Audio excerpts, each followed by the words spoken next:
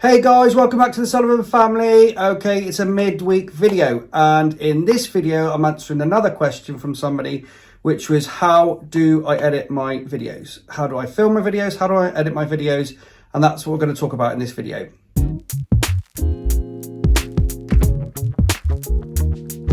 Okay, so for those of you that follow our YouTube, you already know that we've been doing this for about 2 years now. Along that journey, I've tried different cameras, different ways of filming, different microphones, different light rigs. I'm using this at the moment because it's getting dark because it's the evening, so I'm using this light ring. But look what happens, I can't look at it directly because I look like a robot or something, so I'm just using that now side on. So I do use a light ring. However, camera type, so I've flitted between using a DSLR, a normal kind of digital camera, and an iPhone.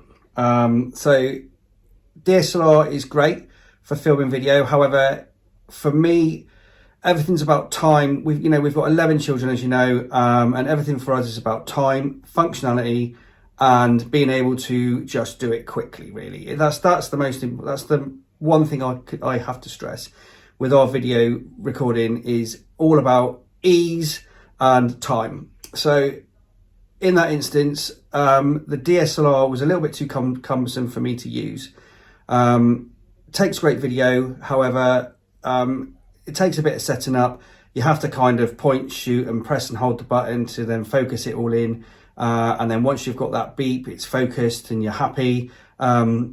But it kind of fluctuates, the light fluctuates on a DSLR. So it'll go bright and then dark and then bright and then dark. And the microphone was okay actually on a DSLR. But I have to say, since making the decision to start using the iPhone, we've probably been using the iPhone now for, it's got to be about a year or so. And the reason being is from about the iPhone 6 or 7, the cameras are better, the microphones are better. And now that I've got my iPhone 12 Pro, it's even better. There's even a wind reduction functionality. The microphone is better. It's almost as if Apple and Samsung and everybody else have cottoned on, and they've now made personal phones perfect for vlogging. So for me, the ease of using my iPhone outweighs everything else. And now that I've got the iPhone 12 Pro, it films in 4K. The microphones are amazing, and it's so easy to use. You just point and shoot, take your video. There's the option of the video like I have it now, where I've got the camera turned around and I'm using the screen side camera, and even then the camera is not too bad at all. I would prefer to use the 3 cameras on the other side of the phone. However, for ease of vlogging, pointing the camera this way, pointing the phone this way is far easier, so you can see what you're videoing. So yeah, point number 1 is what camera do we use? And I use the iPhone.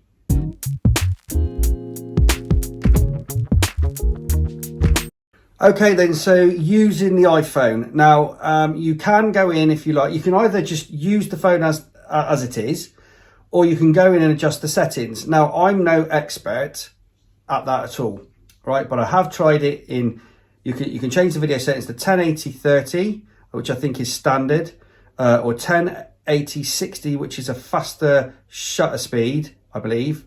And that gives you a smoother video. Or with the iPhone, I think it's past the iPhone 8, I suppose. I don't know for sure. But anyway, the newer iPhones, you can actually film in 4K, which is what I'm doing now, essentially. I'm filming in 4K. So I've set the video up to 4K just to show you what you can achieve. However, I'm not sure what it uploads to YouTube at, whether it uploads it as a 4K or 1080p, I'm not sure.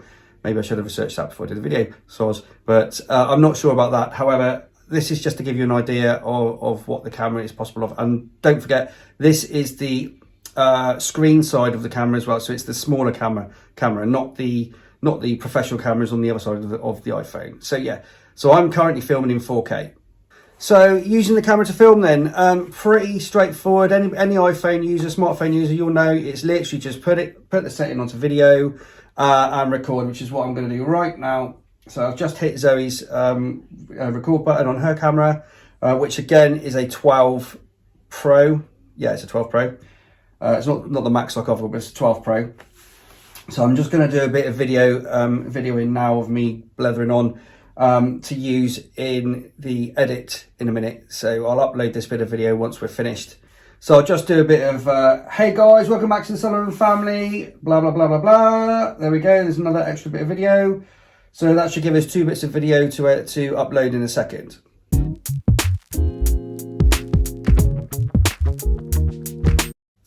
Okay then, so what type of editing software do I use? Now, I have a MacBook. That is the best tool I think I've ever bought in my life, right? I know they're not as cheap as normal laptops, you know, but it is fantastic for the amount of software and everything that's on there, and the speed at which it uploads and things like that. These things are just worth the money. I use the free software that's available on the iMac, right? On the MacBook Pro, sorry. And that is iMovie. Now, I've kind of toyed with the idea of, so iMovie is very, very simple. It's an amazing tool, but you can get better editing software. So you can get Final Cut Pro if you like from Apple. That's £300, right? iMovie is free, but the upgraded version of that, like I said, is Final Cut Pro, and that's £300. And I've trialed it, but I find it's too much. I'm not a professional editor. I'm not. Well, I mean, I'm editing my own videos, but I'm not editing professional TV productions and all that kind of stuff. So for me, it's at the moment. It's a stage too far. If I start editing documentaries and stuff, then who knows? But for me, going up to Final Cut Pro or one of the more expensive softwares is too much. So I can't sell iMovie enough for if you're starting out and you want to start vlogging and you want to start YouTube and you want to do things like that, then iMovie is perfect. It's so simple to use. It's, especially if you're filming with iPhone, you literally just you just upload it to the Mac, then you just import it onto your iMovie. It's right there, you drop it in, and it's so simple to use. I mean, I learned how to use it within, a day or so, an evening, maybe the next evening, a couple of evenings, I had it sussed. And I use it for everything now. All of our videos, anything I do for other people, I use the free iMovie.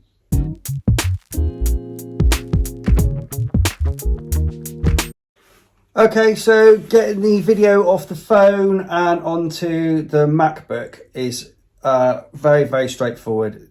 We just use Airdrop, same as you would if you're sharing a photo with somebody else that's got an iPhone. That's if you've got an iPhone. Use the Airdrop function, which is the Bluetooth function. So I'm going to do that now. And that I'll select both of those. I'm going to select the 2 videos that I've just taken. I'm going to hit the button in the corner, the little square with the arrow, and get it onto AirDrop. My MacBook Air comes up, so I'm just going to hit the button now.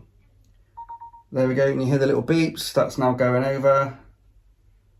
Blue line around the circle, and we're done. So as you can see, if you can see from there, the blue highlighted video is the 2 that I've just dropped over, and that's now in my downloads on my MacBook, and it's as simple as that.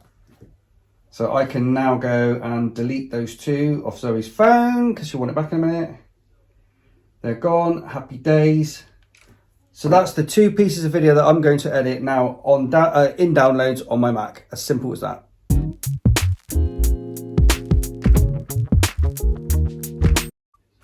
Okay, so import into iMovie, very, very straightforward. If you've got a Mac, straight onto the app. So I'm going to open the iMovie app. There we go. That's the video. That's the last video I did that's on YouTube.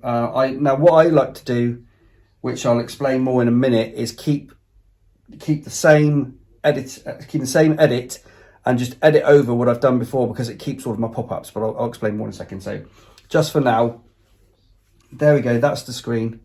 As you can see, that's the old edit, and what I want to do is import the 2 pieces of video that I did before, which will go, and if you see the little arrow at the top, that is imported, that will import from, it's already opened up my Mac HD, my Mac hard drive.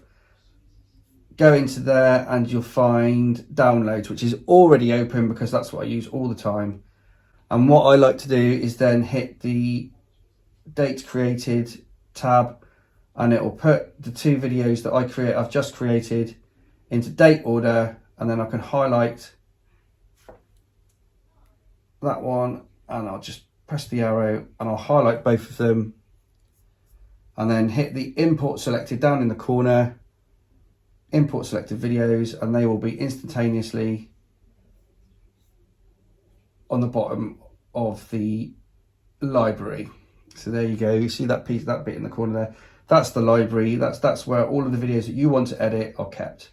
So as you can see, that's the 2 pieces of video that I've just filmed. As simple as that.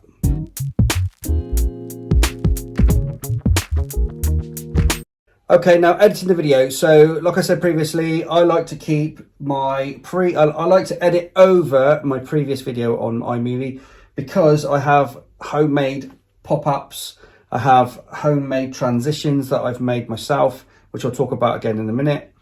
So what I like to do is just keep a little bit of the video from the previous there with the pop-ups on the top. Everything gets edited in this pane here, down the bottom of iMovie.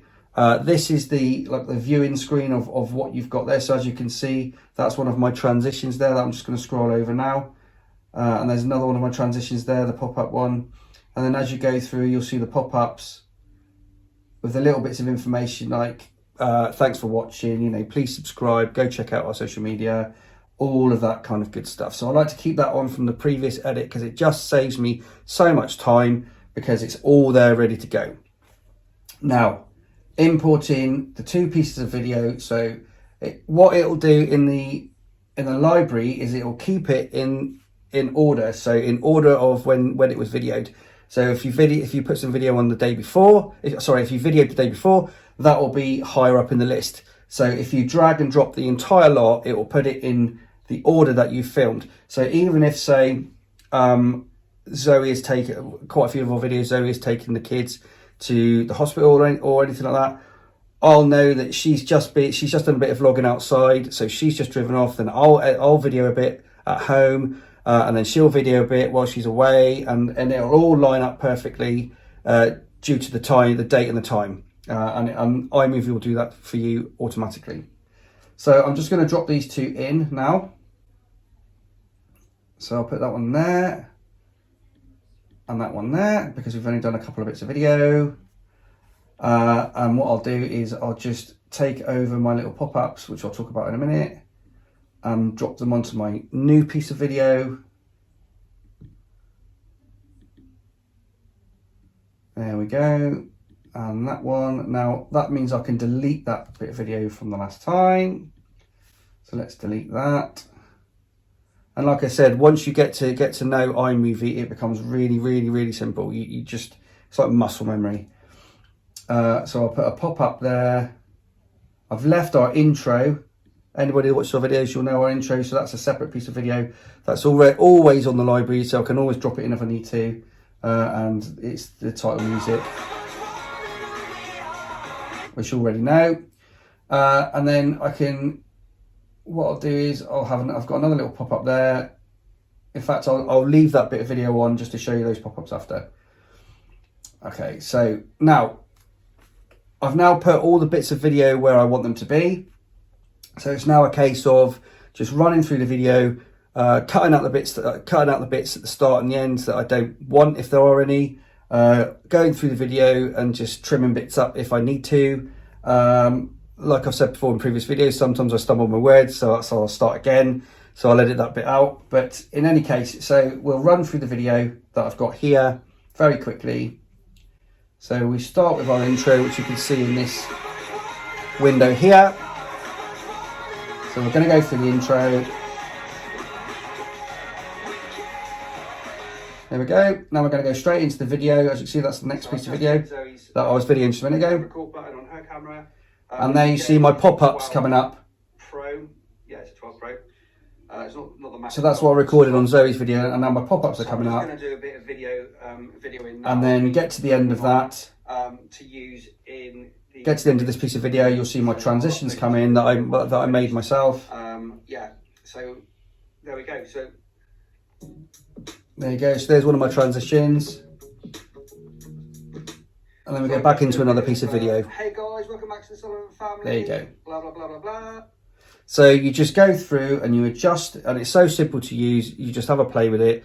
You just grab the ends and adjust where you want and trim what you want. Put transitions in if you want. You've got iMovie's got its own transitions as well.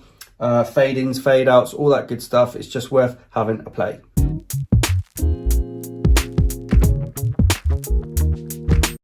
So I just want to talk a bit about the transitions that I made myself, because you can choose your own transition. You can choose to use iMovie's transitions. However, I like to look at what other family vloggers do, and I liked the homemade transitions that they'd made, where there's a picture of their family or their logo, and it was spinning around and all that kind of stuff. So that's why I made my own, and I made these transitions that you're probably well aware of on Keynote. So that transition I made on Keynote. So I'll just do a bit of...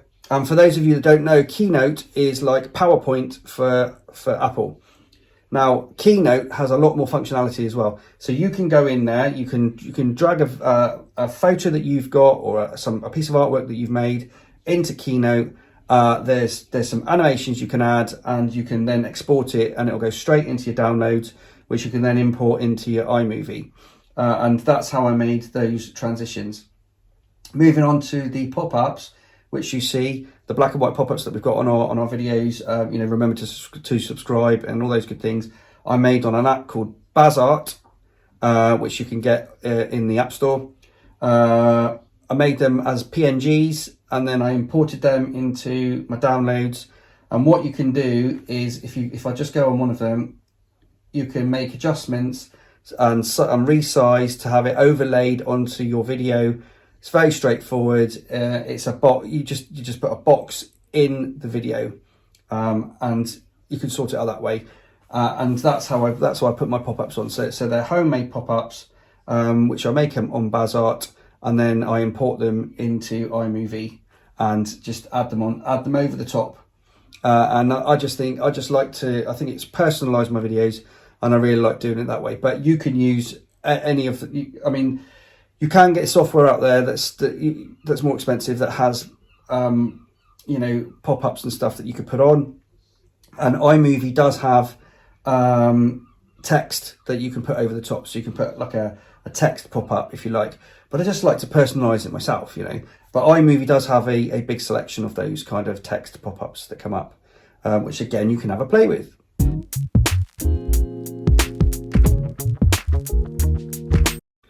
So I just want to talk quickly about music. Now, when I first started making videos, I wanted to put music over the videos, and I didn't want to pay for it. I was just being tight.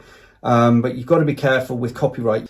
So you can use music that you've bought off iTunes or whatever, but it will be copyrighted straight away on YouTube. And I've noticed before that if you put like 1, 2, or 3 copyrighted songs on, it will just remove your video. It will just get rid of it. It doesn't want it.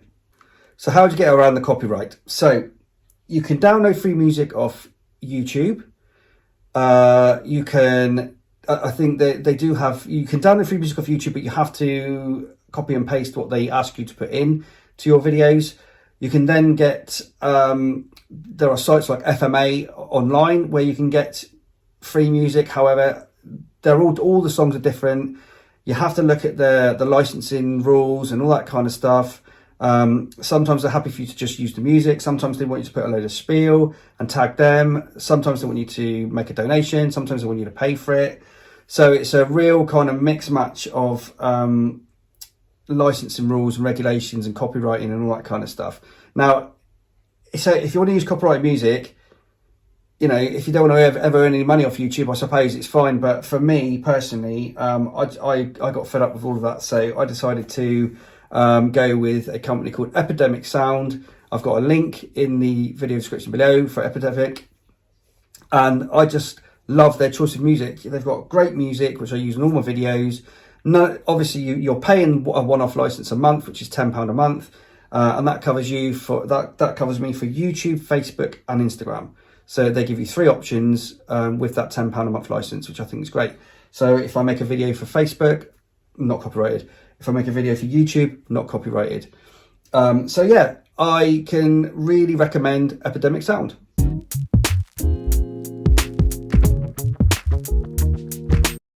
So the last thing then is saving the video once you've completed all the edit and everything, and you're happy with it, you've run through it, and you know all the sound is right and everything else, your pop-ups are good, your transitions are good, you're all happy, it's finished, happy days, let's save it to download. So it's as simple as hitting the, again, like if you're sharing a photo or something, there's the square icon with the arrow, you hit that, it will say export file. I mean, it does say you can export straight to YouTube, but I don't like to do that. I like to have it in my downloads ready to upload to YouTube. So I'm not rushing, if you like. So I know I can just do it in my time. It will bring up this screen here. It will tell you what resolution and what quality it's going to save the video at. So at the moment it's 1080 on a high quality. You hit the next button. You can add the title of the video. So for this video, I'm just going to call it, you know, test, okay? And I'll click save. And what you get now is the circle in the corner, and that will populate as like a pie chart and go around. And once the video is finished, it will tell you. It will say share successful. One thing about the title, I find it a lot easier, it saves time to name the title as I'm saving the video, because when you upload it into YouTube, the title is already there, it recognizes the title, and it just saves you a few minutes, you know, of having to do that yourself. So we're just waiting now for the little pie chart to populate. So that's disappeared now, and I should get the pop-up. There it is. It says iMovie share successful. So I now know that is done. Sometimes if it corrupts, it will tell you it'll say share unsuccessful, and you go into downloads and the video that you've made won't work. But for this instance, I've got share successful, big thumbs up, and I can go into downloads now and check that it's there.